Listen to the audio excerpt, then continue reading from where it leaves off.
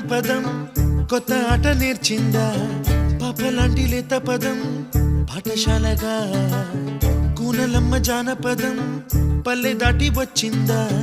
చవళిల జానతనం పాట చూపగా